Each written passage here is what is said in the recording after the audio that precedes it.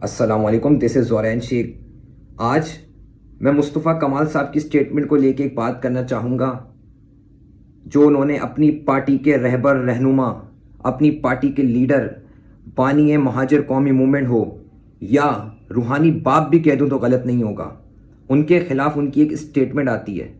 सबसे पहले आप वो एक इमरान फारूक को अल्ताफ हुसैन ने मरवाया है, उसी के कायद की सालगिरह पे उसकी मौत का तोहफा दे रहे हैं। ऑफर करता हूँ अल्ताफ हुसैन को, मैं बरतानिया की अदालतों में पेश होने के लिए तैयार हूँ। वो जाकर अपने शहीद इनकलाब की एप्लीकेशन लगाए, केस खुलवाए, इमरान फारूक के असल कातलों का पता चलाए, इतनी 4 लाइनें लिखकर ये जमा कराए और शुरू हो जाए। मैं अपने पैसे पे जाकर वहाँ पर हर ताउन करने के लिए तैयार हूँ। मुझे पता नहीं करेगा, पूरी नस्ल खा गया मेरी। 10 मिनट की कॉल पर 5 लाख आदमी रोड पर निकलता था। याद नहीं आई कि आईनी तरमीम कराना है मुल्क के कौम के लिए। आज भी ये नौजवानों को गुमराह करता है, आज भी ये बातें करता है, आज भी ये जो है वो ऑर्डर करता है कि इसको मार दो, उसको मार दो, ऐसे मार दो। अभी आप लोगों ने एक स्टेटमेंट देखी, उस स्टेटमेंट में वाज़े तौर पे कहा जा रहा है कि बानी MQM ने इमरान फारूक का कत्ल किया है और मैं बरतानिया जाके एप्लीकेशन देने के लिए भी तैयार हूँ और शायद आपके पास कोई प्रूफ भी है।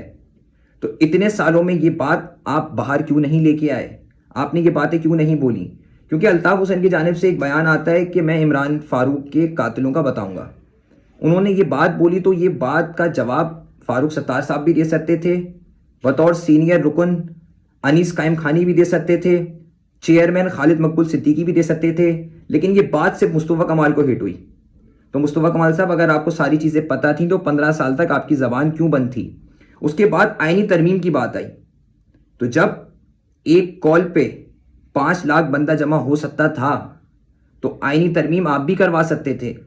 आप भी पावर में थे, पार्टी के अंदर आप भी थे, तब आपकी ज़बानों पे ताले लग गए थे, तब ये बातें आपने नहीं कहीं। लेकिन आप उस टाइम पे एक कॉल, एक रहनुमा और सो कॉल्ड रूहानी बाप की बातें मानते थे और अब आप उस बाप को मानने से मना करते हैं। अभी आप एक और वीडियो देखें।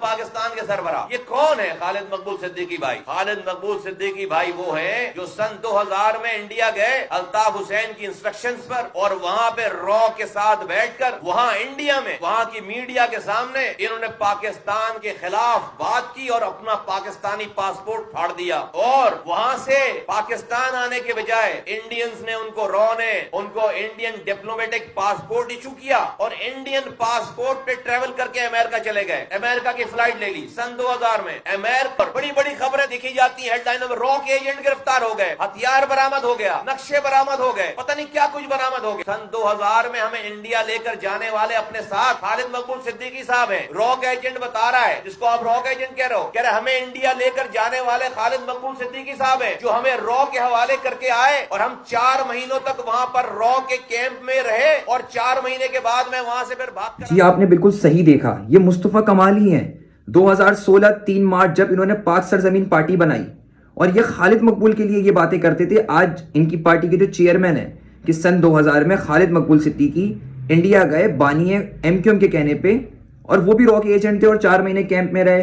अल्ताफ हुसैन को भी रॉ का एजेंट कहते थे, एक टाइम पे इमरान फारूक को भी रॉ का एजेंट कहते थे और उसके साथ साथ अजीम तारिक जो इनकी पार्टी के सीनियर रुकन थे उनको भी रॉ का एजेंट कहते थे और आज उन्हीं की पार्टी के अंडर ये आ गए हैं। तो ये चीज़ मुझे समझ में नहीं आ रही मुस्तफ़ा कमाल साहब कि जब सन 2000 में ये सारी चीज़ें हो रही थी, आप पार्टी का हिस्सा थे, आपको सब पता था, तो ये बात आप 2016 में आके बोल रहे हैं जब आपने पाक सरजमीन पार्टी बनाई और अब वो पार्टी भी आपने ख़त्म कर दी, दोबारा आप MQM के अंदर आ गए। तो न जाने कौन सी भंग की गोली खा के आप बैठे हुए हैं, आपको चंद सालों बाद वो चीज़ें याद आती हैं, आपको कातिलों का पता चलता है, फिर आप एक तरफ बात कहते हैं कि हम अपने कारकुन को बचाएंगे, हम अपने कारकुन के लिए स्टैंड लेंगे। एक वीडियो देखो, आखिरी दफा कह रहा हूं, मैं अब अपने साथियों को खराश नहीं आने दूंगा। मैं बता रहा हूं, अगर रियासत मेरे नियते साथियों को इस पीपल्स पार्टी के दहशत गर्दों से नहीं बचा सकती, हमें इजाजत दे। फिर ये मरना हमारे लिए मसला नहीं है। हमने हजारों अरब जमा नहीं कर रखे कि मुआवजे में डर लगे, कुछ नहीं है हमारे पास खोने के लिए। बस मैं रियासत को आवाज लगाकर आखिरी दफा कहना चाहता हूँ, खुदा के वास्ते रियासत अपना फैसला करे, बोले कि मेरे साथियों के कत्ल को नहीं रोक सकती। ये पीपल्स पार्टी मेरे आधे घंटे का मसला नहीं, आधे घंटे का। देखा कि मुस्तफ़ा कमाल की ये जज्बाती तकरीर कहती है कि पीपल्स पार्टी ने MQM के कारकुन को मारा है और अब आप कह रहे हैं कि अल्ताफ हुसैन MQM के कारकुन को मरवाते थे और मेरे लिए तो सिर्फ आधे घंटे का मसला है और ये रियासत का मसला अगर नहीं होता तो मैं आधे घंटे में हल कर देता। तो रियासत में आप भी आते हैं اور اگر آدھے گھنٹے میں آپ کی اتنی ہی پاور تھی تو 2012 میں یہ آپ پاور دکھاتے اور اپنے بلدیہ ٹاؤن کے 250 لوگوں کو بچا لیتے ہیں. لیکن ادھر آپ مرتا چھوڑ کے آ گئے انہیں.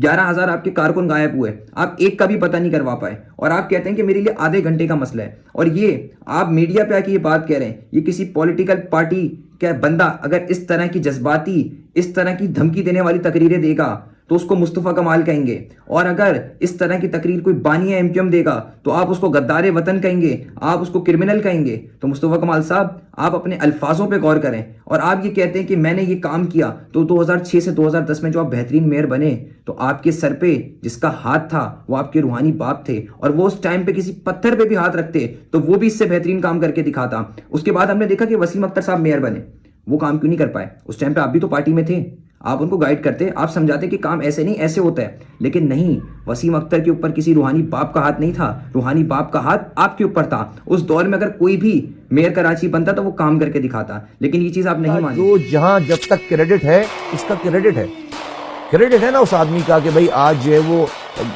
گلی کوچوں سے نکال کر جو ہے وہ لوگوں کو ایم این اے بنایا, ایم پی اے بنایا, مجھے بھی بنایا.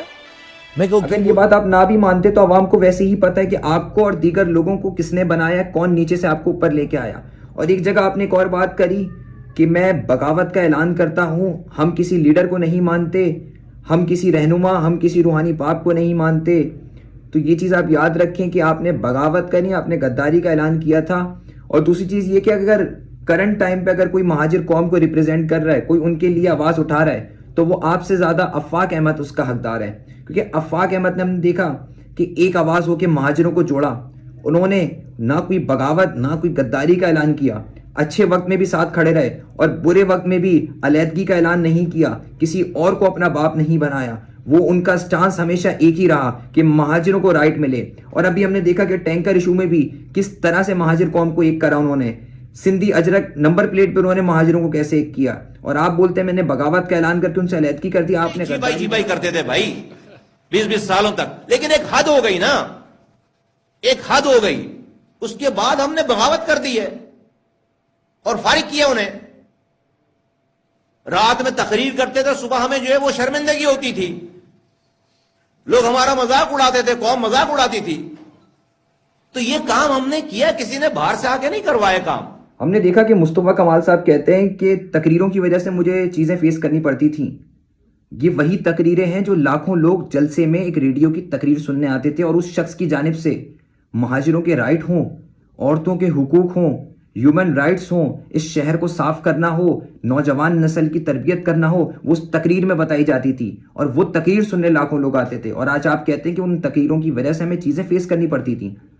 تو مصطفیٰ کمال صاحب, آپ غدار ہیں, آپ نے غداری کری ہے, آپ نے بغاوت نہیں کری. اور اگر آپ ایک ایلیگیشن لگا رہے ہیں کہ قتل کس نے کیا, قتل اس نے کیا, تو آپ پروف لائیں عوام کے سامنے. آپ اگر کہتے ہیں کہ میں برطانیہ جا کے اپلیکیشن دوں گا تو دیں اپلیکیشن, ہماری عوام کو پتہ چلے کہ ملک کا اصل غدار کون ہے.